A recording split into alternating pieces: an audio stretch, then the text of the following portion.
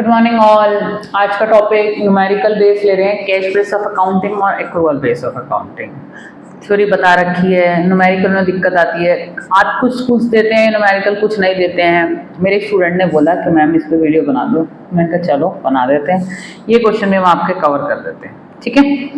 तो मैं जो अभी क्वेश्चन ले रही हूँ मैं टीएस ग्रेवाल से ले रही हूँ। टीएस ग्रेवाल में भी इलस्ट्रेशन गिवन है, एक्सरसाइज में न्यूमेरिकल नहीं है।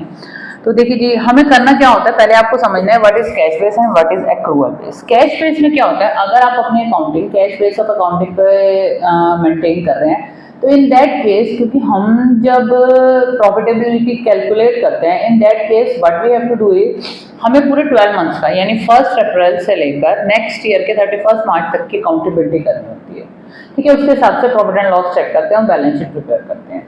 अब कैश बेस ऑफ अकाउंटिंग हमारी जितनी भी नॉट फॉर प्रॉफिट ऑर्गेनाइजेशंस होती हैं, चैरिटेबल ट्रस्ट हैं, क्लब्स हैं, वो उसी हिसाब से अकाउंटिंग फॉलो करती हैं। लेकिन जो पार्टनरशिप फर्म्स हैं आपकी, या आपकी कंपनीज हैं, या आपकी प्रोप्राइटरशिप फर्म है, वो accrual base of accounting follow करती हैं। डिफरेंस क्या है, कैश बेसिस में क्या है, कैश बेसिस में whatever amount you are receiving और whatever amount you are paying that will be consider irrelevant of the time period. यानी कोई प्रीवियस ईयर की इंफॉर्मेशन है, प्रीवियस ईयर की अमाउंट इस साल रिसीव कर रहे हो, कंसिडर करोगे। नेक्स्ट ईयर का कोई पेमेंट कर दिया है, वो भी कंसिडर करोगे।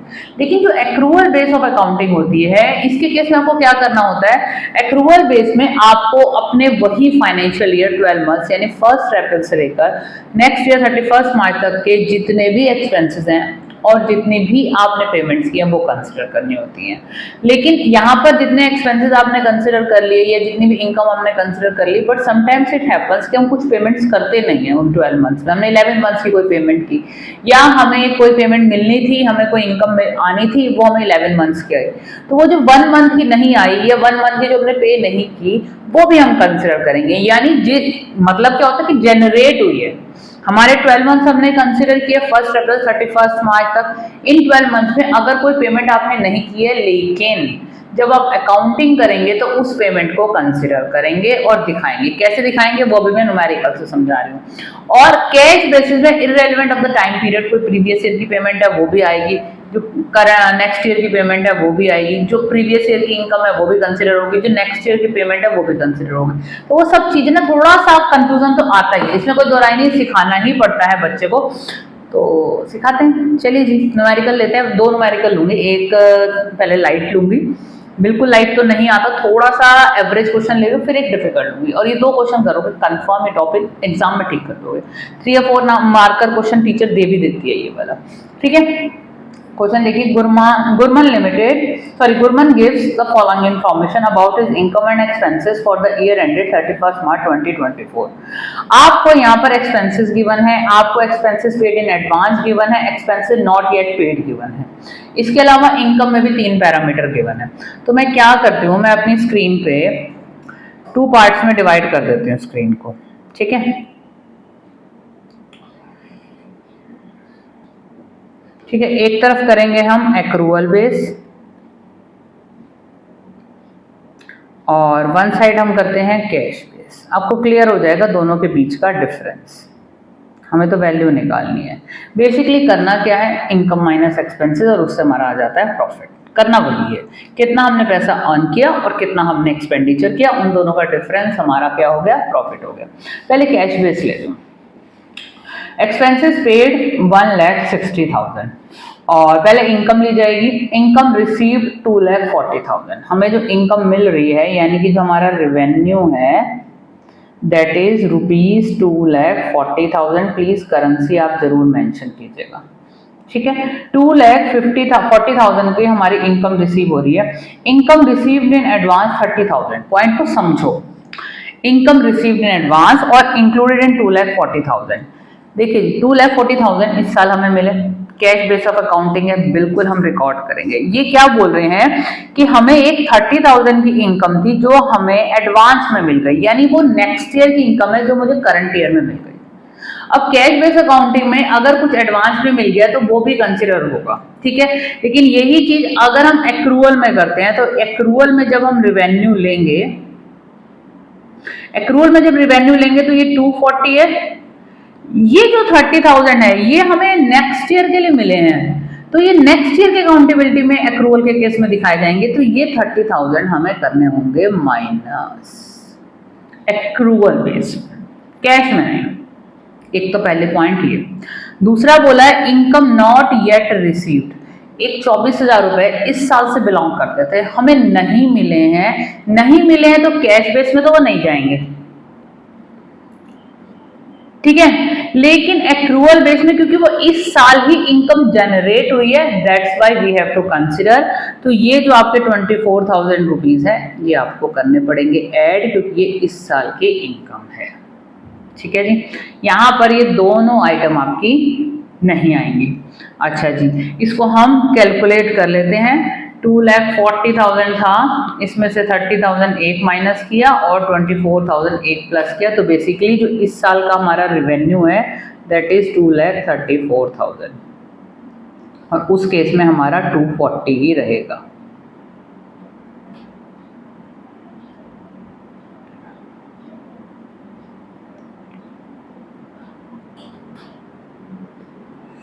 ठीक है, अब लेते हैं हम इसे, हम लेबलिंग कर देते हैं, ठीक है। अब हम क्या करते हैं, अब हम करते हैं एक्सपेंसेस पे काम, ठीक है।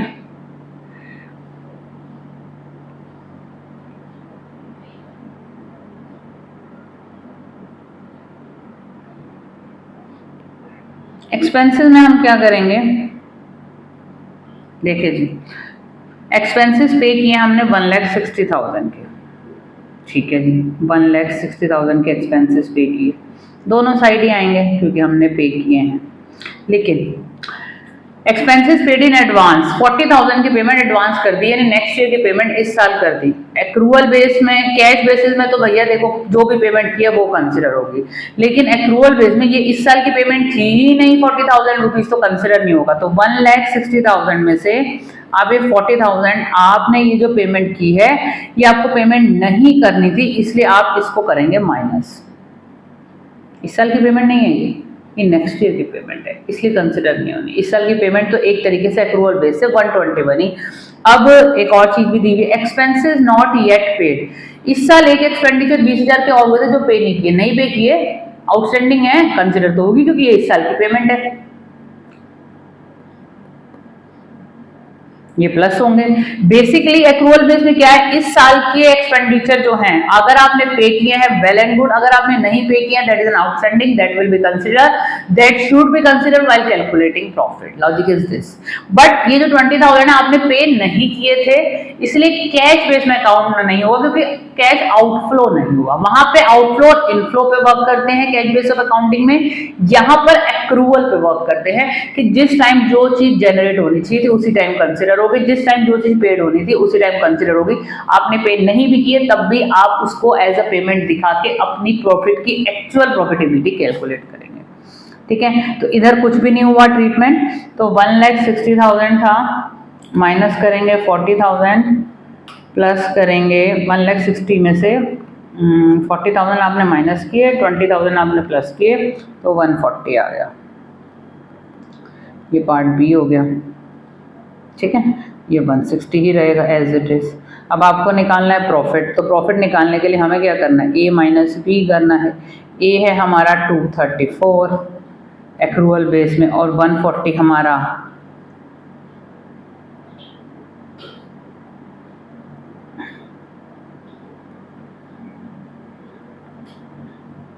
एक्सपेंडिचर है।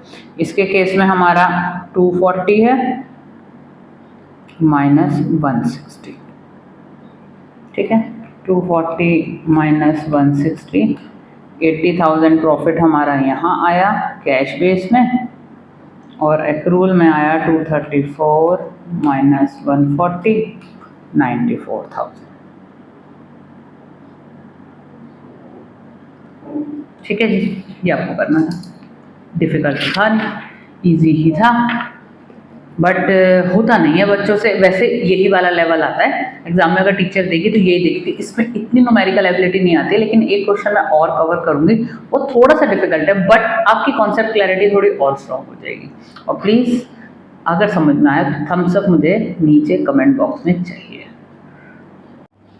हाँ जी, अब मैं सेकंड न्यूमेरिकल ले रही हूँ, टी.एस. ग्रेवाल का ही न्यूमेरिकल मैं कवर कर रही हूँ। From the following information determine the profit earned and loss incurred when the cash base of accounting is there और accrual base of accounting is there. एक वीडियो पहले बना दी है, ये दूसरा क्वेश्चन मैं कवर कर रही हूँ। तो पहले हम कैश बेसिस पे काम कर रहे हैं, इसमें काफ़ी सारा काम है, समझने वाला है, ठीक है। तो हम कर रहे हैं cash base of accounting. Cash base of accounting में हमें जो भी पेमेंट की है या जो भी इनकम रिसीव की है वो सारी कंसिडर होगी, ठीक है। हमें सबसे पहले चाहिए इनकम, फिर हमें चाहिए एक्सपेंसेस। तो हम स्टार्ट करते हैं।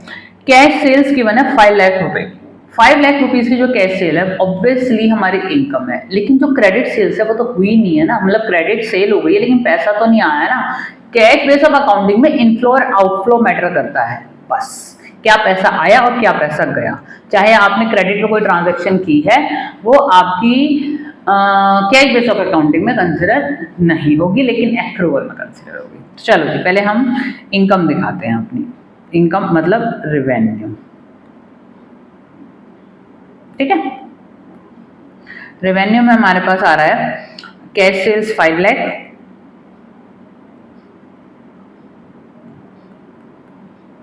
ठीक है। इसके अलावा इन्होंने बोला क्रेडिट सेल एक्रूअल में कंसिडर होगी। Outstanding wages and salaries, outstanding wages and salaries ये एक्सपेंसेस हैं, ये भी एक्रूअल में कंसिडर होंगे। इंश्योरेंस पेड इन एडवांस बिल्कुल एक्रूअल में कंसिडर होंगे। आउटस्टैंडिंग इलेक्ट्रिसिटी एक्सपेंसेस ये भी, क्योंकि ये तीनों पेमेंट्स आपने की नहीं है आउटस्टैंडिंग से, that payment to be done. तो अगर पेमेंट नहीं किया तो ऑब्वियसली कैश बेस में तो बिल्कुल भी कंसिडर नहीं होंगी, एक्रूअल में होंगी।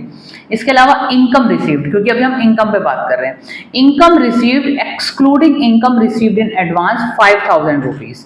जो एडवांस मिला है ना वो इसमें इंक्लूडेड नहीं है, तो हमें जो इनकम मिल रही है इस साल वो मिल रही है 5000, तो बिल्कुल ये हमारी रेवेन्यू का पार्ट है। इनकम रिसीव्ड, ठीक है, तो ये हम 5000 यहां दिखाएंगे।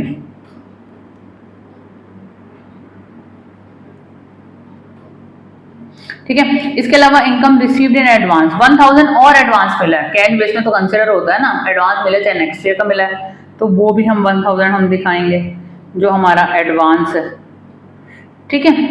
इसके बाद income earned but not received, इस साल इनकम अर्न तो हुई थी बट रिसीव नहीं हुई, तो दैट इज नॉट कंसिडर्ड, ठीक है। इसके अलावा यही इनकम हमारी आएंगी, बेसिकली हमारी जो इनकम निकल के आई ये निकल के आई 5,06,000, ठीक। कैश परचेज बिल्कुल हमारा एक्सपेंडिचर है, कैश परचेज कितना हुआ है, कैश परचेज हमारा 275 का कंसिडर करेंगे। क्रेडिट परचेज नहीं कंसिडर करेंगे। Salary and wages paid consider करेंगे, पे किया है ना 44,000, बिल्कुल कंसिडर करो। इलेक्ट्रिसिटी चार्जेस पेड 11,000 बिल्कुल कंसिडर करो। इसके अलावा insurance expenses paid including prepaid, that's okay, prepaid भी अगर इसमें इंक्लूडेड है तो भी हमने इस साल पे किए हैं 10,000, वो भी कंसिडर करो। जो भी इस साल पेमेंट किए हैं सारी कंसिडर होंगी, ठीक है।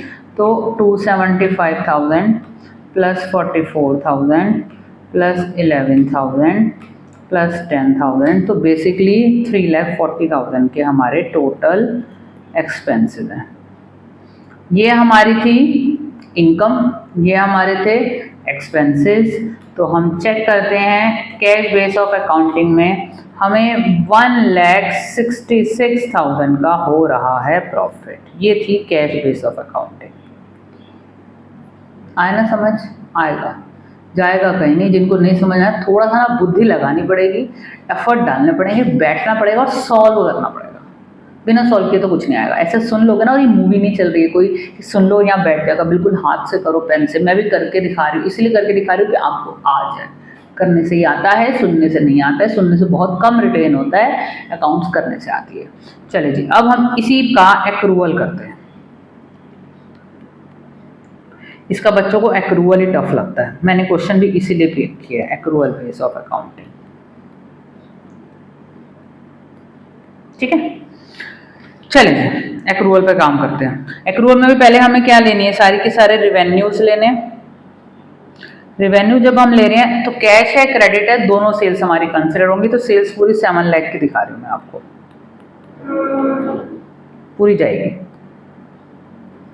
ठीक है। उसके बाद हमारी आउटस्टैंडिंग सैलरी एंड वेजेस, मैं नीचे एक्सपेंसेस का भी साथ में ही बना देती हूँ क्योंकि आ रही हैं।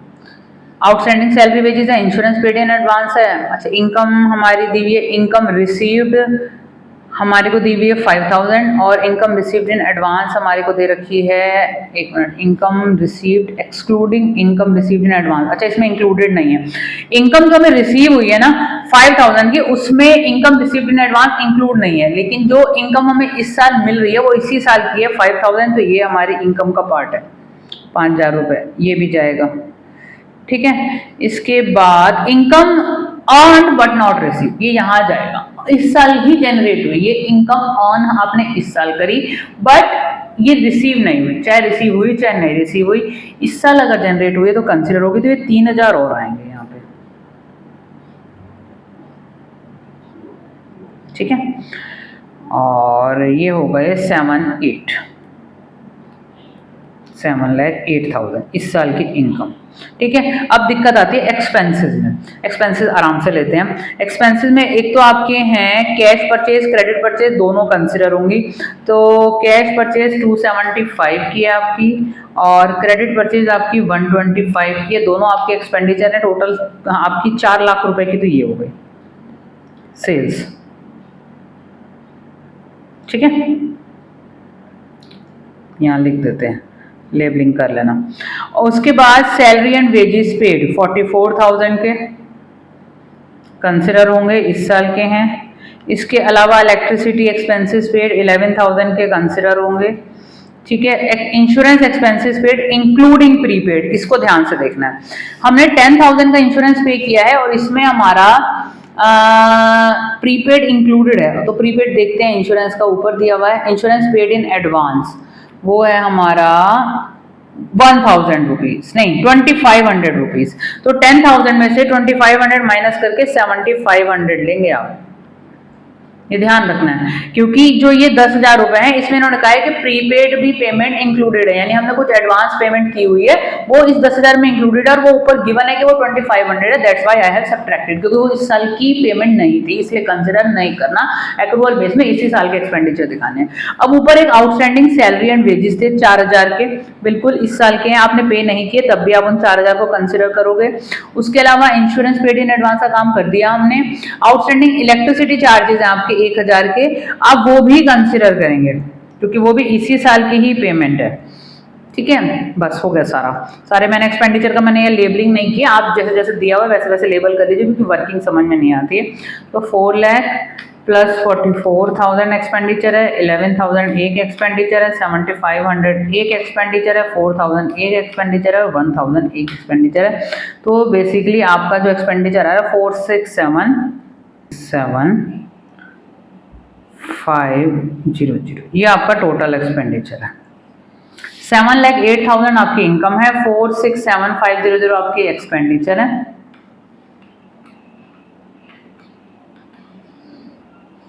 तो आपका 240,500 ये आपका आ गया प्रॉफिट।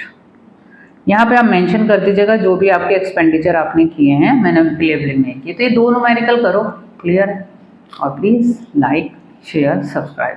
मैं मेहनत बच्चों के लिए कर रही हूँ, बच्चों को गुरु दक्षिणा में सिर्फ मुझे नीचे कमेंट देना है और ये लर्निंग किस लेवल तक काम आ रही है वो बताना है। कभी कभी मैं अपने बोर्ड पे एक्सप्लेन करती हूँ, कभी कभी मैं इस मोड में कर रही हूँ, तो मुझे फीडबैक देके जाना, जैसा भी फीडबैक हो प्लीज़, चाहे नेगेटिव चाहे positive, but I need it.